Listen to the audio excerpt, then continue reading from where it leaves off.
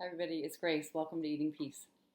So, since the Eating Peace process is underway and we're doing the feelings module, it's really making me think a lot, remember a lot, be aware a lot of feelings and how much people who have compulsive responses to the world, like eating or starving themselves or over-exercising, and what we're talking about here, how feelings, strong feelings, seem to spark that. They seem to make that happen. There's some kind of thing going on in the world of feelings and emotions. I'm just using the same word for the same thing. Some people distinguish those, but the sensations in the body, the ideas in the mind, the thoughts about what you're perceiving and what's happening, all of that's getting mixed together, and there's this incredible feeling in the body. And it can be very minor, just a little bit of awareness, or an enormously heightened feeling. Fear, anxiety, anger, a true sense of being deeply powerless, despairing, depression, but all that full range of, the wild ocean of feelings, and the ones that are unpleasant. Happy ones sometimes even get mixed in with compulsive behavior. They seem to match, now I'm so thrilled and I'm so excited and I'm just, so jumping up and down that I want to eat, so that sometimes just strong feelings of any kind get funneled into the habit, the action, the experience of wanting to eat, kind of ground oneself. So first of all, I'm just thinking about strong feelings that happen.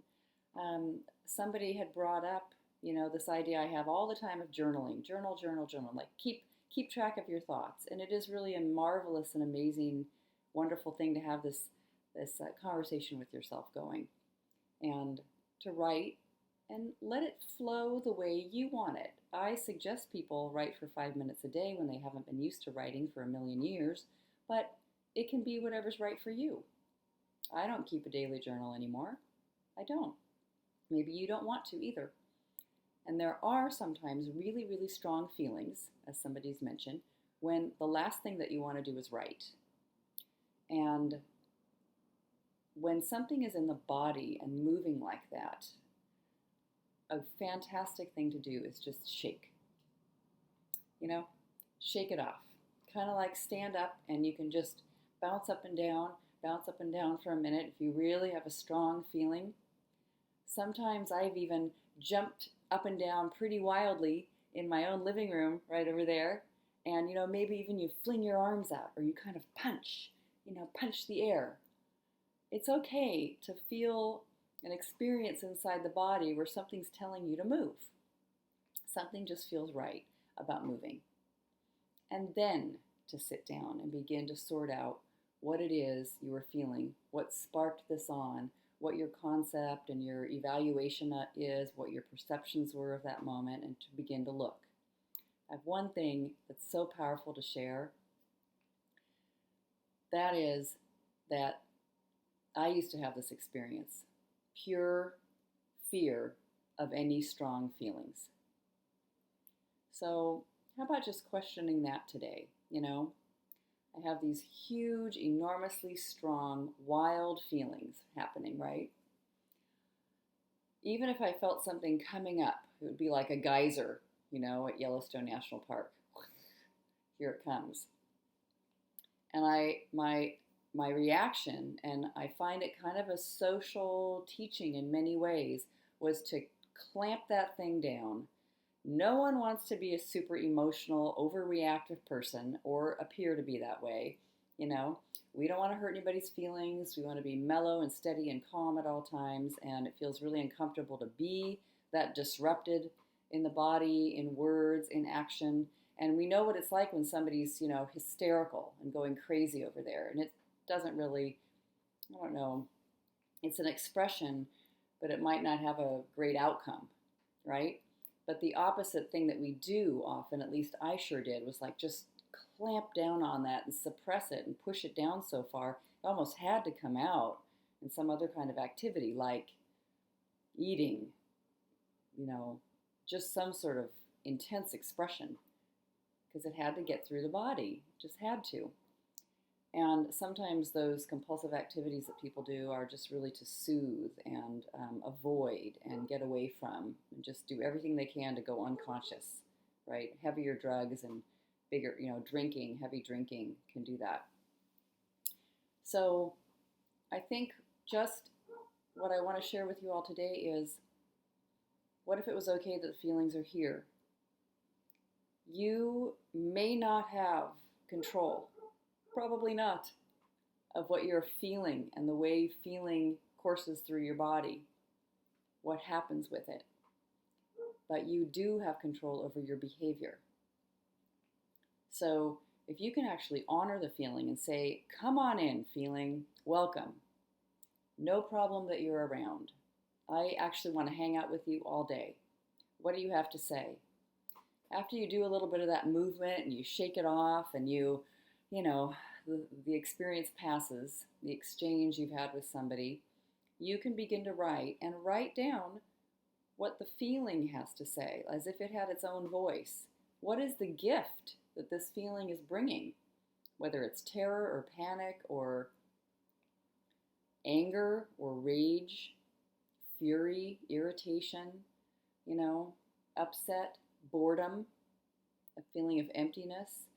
What does it have to say? What is it bringing? What would it like to share with you?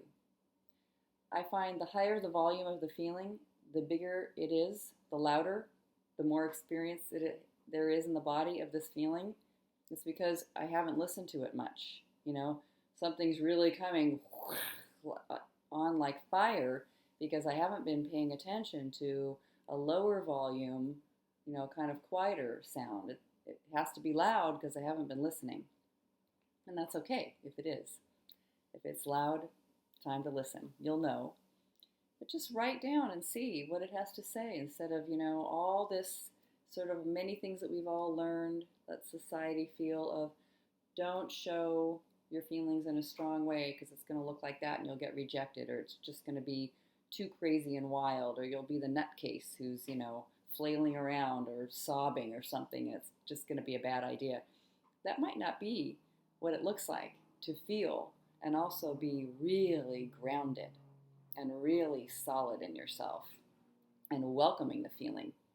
I often found that hysteria or losing your temper, just letting that, the sparks that come on, the fire that explodes, is from actually holding it in or thinking that you shouldn't have it. A dishonoring of the feelings. So welcome them all. As Rumi says, even if they just, strip your whole house of everything that it feels like, if everything's lost or pulled apart, that's what it feels like is going to happen if the feelings come in. Welcome them anyway. Because there's always, your own consciousness, your own sense of all that is, your overall overarching self as a person is the one watching it all. It is actually in control of all these feelings in a very good way. I don't mean like trying to, management control, but you're going to connect with those feelings. You're going to talk to the feelings, engage with them. They've shown up. And then there's one here that is very wise inside of you that can have a conversation with them and be a good parent to those feelings. So, if you have to start with the most difficult feeling that is up, called compulsion itself, have a conversation with it. Ask it why it's here. Why are you here, compulsive behavior? What are you trying to tell me? You might be surprised at what you find out.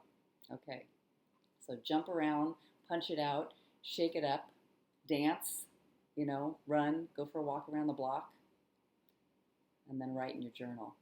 Okay, let me know how it goes. It's amazing. It's worth it. Experiencing and being with those feelings, wow, all the compulsion and the need for the addiction seems to just dissolve away.